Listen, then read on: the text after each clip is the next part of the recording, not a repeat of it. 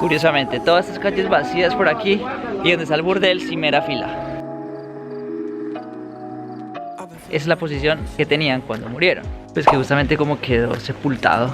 Así de feo me trató el tipo que se dio cuenta desde lejos. Attenzione, in arrivo sul binario 4, ultimo treno per Poggio Marino. Ripeto, in arrivo sul binario 4, ultimo treno per Poggio Marino. Pues obviamente la parada de todo el mundo. Bueno, el día de hoy vinimos a Pompeya, seguir nuestro recorrido por aquí, por la costa, cerca a Nápoles. Para llegar fue muy fácil, simplemente cogimos un tren desde Nápoles vía a Sorrento.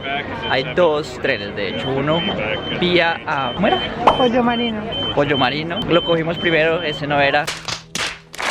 Hay que asegurarse que el tren vaya a Sorrento. Y también tenemos pensado subir al volcán. Entonces tan pronto llegamos está ese puesto que vende los tiquetes del bus oficial para ir hasta el volcán. Creo que es ese. Sí, tiene que ser porque tiene banderas de todo. Pero leyendo en internet dice que hay otro bus público que vale la mitad y que hace el mismo recorrido hasta el Vesubio. Entonces la idea de nosotros es encontrar ese bucecito. Que no sabemos dónde está. Vea, yo creo que debe ser ese que dice. Ah, sí. Creo que encontramos la parada al bus hasta el Vesubio, así. Dice, el tiquete se compra a bordo, tiquete cuesta 3,10 €. Y esos son los horarios, todos los que están aquí a este lado. Y ese es el tiquete, los horarios de vuelta. Dice que demora 40 minutos, vamos a ver. La parada está justamente enfrente del metro. ¿Qué viste? ¿Cómo te trató cuando le preguntaste del bus? No, yo no quería decir nada, pero así mismo sentí yo. Yo le pregunté por este bus justamente y me respondió con 3 piedras en la mano. ¿Por qué? Porque ellos quieren es vender, a ellos no les conviene que uno sepa que hay un bus público que lo lleva a uno hasta allá por menos de la mitad de precio. Andrea estaba súper lejos, así de feo me trató el tipo que se dio cuenta desde lejos.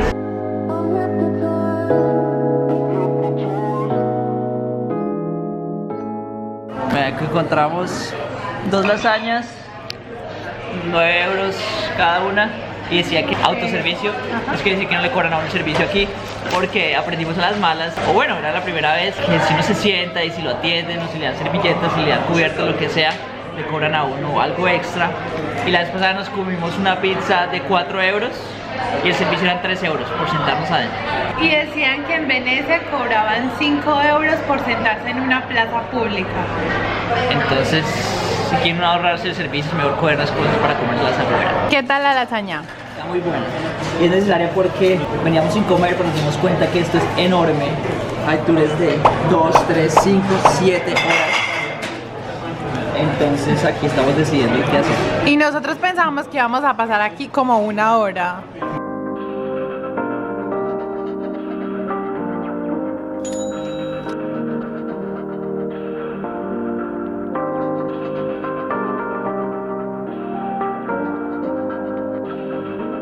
Entonces, ¿cómo fue la historia aquí de Pompeya? Resulta que en el año 79 después de Cristo, el volcán que vemos allá atrás hizo erupción. Dice que pasó al mediodía, que lo peor de todo es que aquí en Pompeya no tenían ni idea que estaban viviendo al lado del volcán.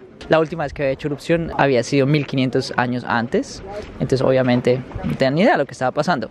Que sí escucharon que la tierra como que se estaba moviendo los días antes, como que había algo sospechoso, pero pues no sabían lo que era un volcán. Entonces como por qué iban a tener que asustarse, porque tenían que evacuar. Al mediodía hizo erupción, el volcán tiró piedras, tiró cenizas a kilómetros alrededor, pues que parecía como el fin del mundo. El Vesubio está muy cerca.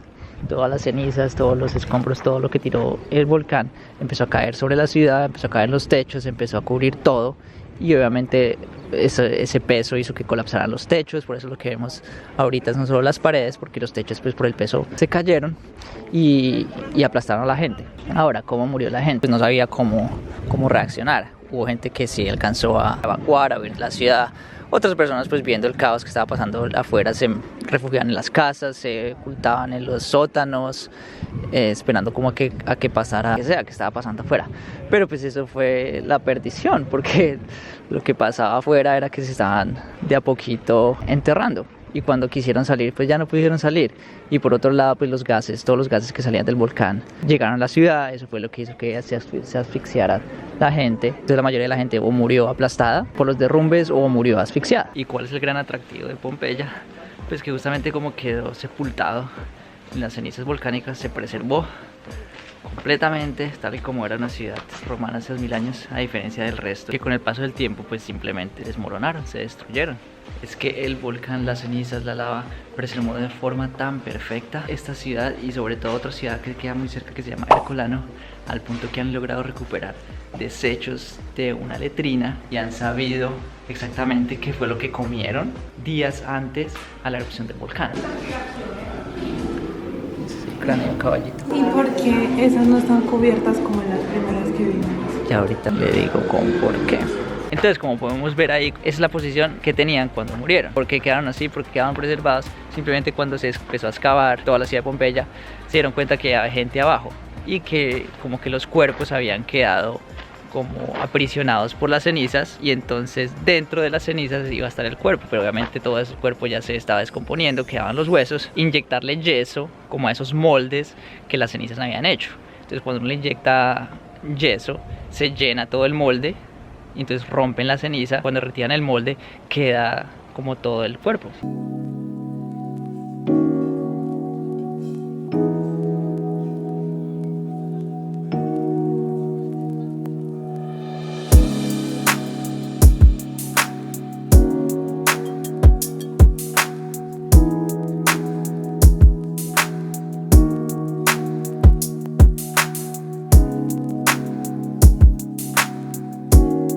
Bueno, las ciudades romanas eran muy cochinas. La higiene no era la misma que hay actualmente. Entonces, piedra, ¿cómo mantener esto limpio? Se dice que ellos iban al baño inclusive en las calles, o iban al baño y los tiraban en la calle, o si no iban hasta la letrina que estaba en algún sitio de la ciudad. Todos esos desechos iban a la calle. Que ellos limpiaban las calles todos los días con agua, hacían correr por todas las calles, y entonces la gente, para que no se mojaran las sandalias, estas piedras, para pasar de un lado a otro sin que se untara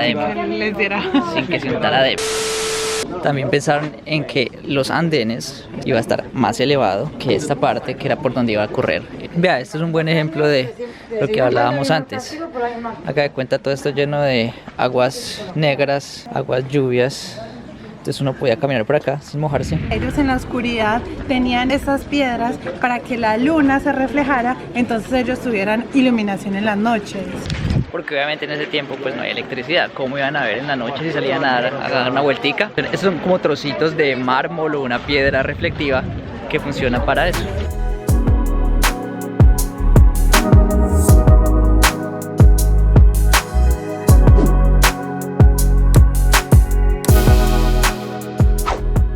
Eso que ven acá eran los baños romanos, y a él lo que más le da asco de todo lo que hemos visto en los documentales son los baños romanos. Y hago de cuenta una tina pública donde llega la gente a bañarse, pero esa tina nunca se le va a cambiar el agua y nunca se va a vaciar. Simplemente va a llegar agua y va a rebosar la tina, más nunca se va a...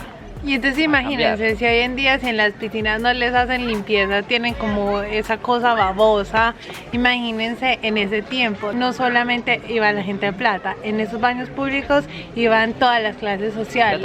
Estas son las tuberías de la época.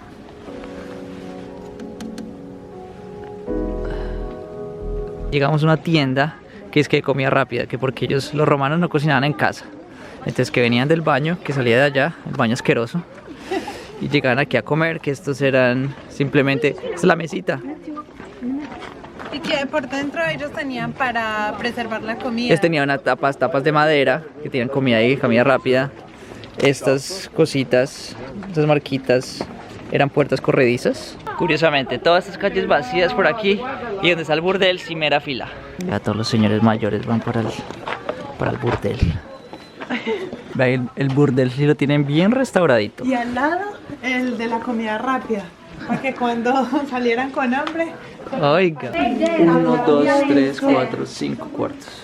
Como ya se imaginarán para qué era esa cama.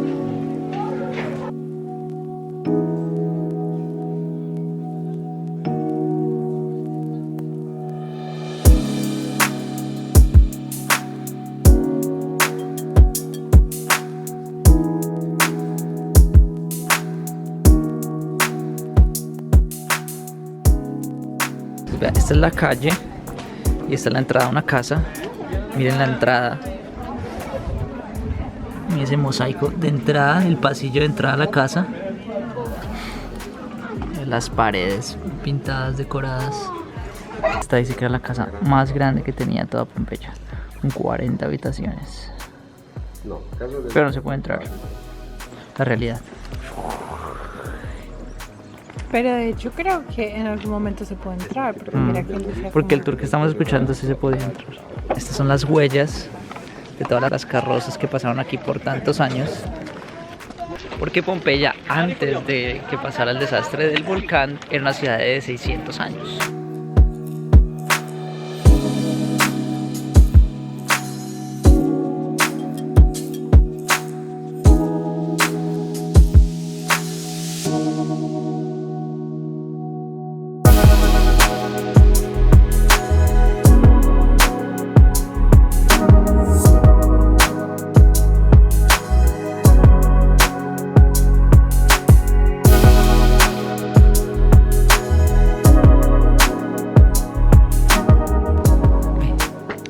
Amor, llegamos a tu sitio favorito. El bar, la taberna. ¿Qué? ¿Qué es que el bar a la taberna? Y esta no toma ni un... Se emborracha con una piña colada. Hombre, la panadería. Ay, ¿dónde? ¿Dónde? Aquí. Wow. Ay, pero eso parece de la pizza. Es que yo vi en el documental que ellos metían el pancito aquí y creo que lo sacaban por el otro hueco. No hay otro hueco. Ah, no, entonces este no era. Estas cosas eran para triturar el trigo. Lo tiraban acá, acá le clavaban madera y esclavos o burros hacían que esta piedra girara, como en las películas. Entonces daba la vuelta así.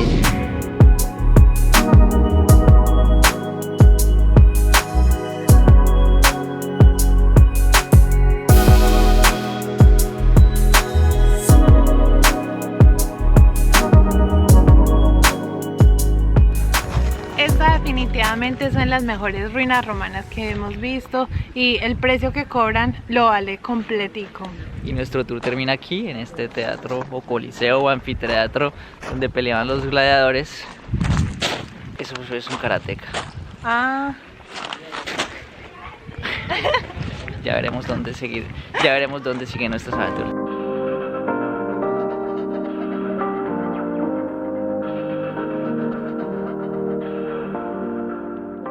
Como todo el cuerpo, ¿sí entiendes? Sí, no. ¿No? No. A ver. Y por aquí pasaríamos de un lado a otro de la calle. Por acá se robaron una, entonces no podemos pasar. Acá nos mojamos las sandalias.